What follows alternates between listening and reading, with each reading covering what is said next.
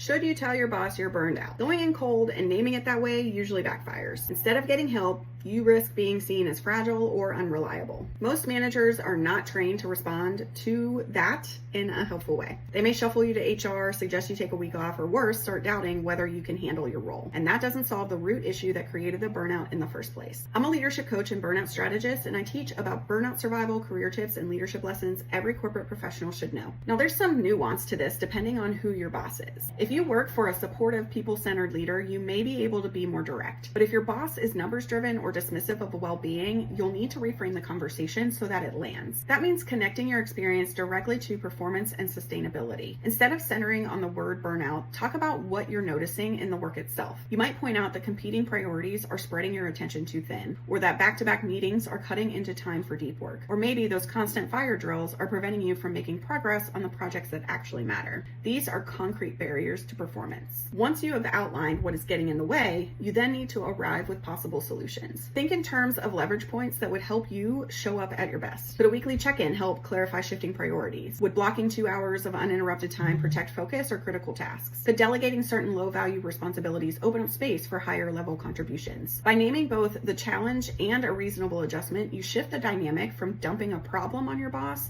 to inviting them into a conversation about effectiveness.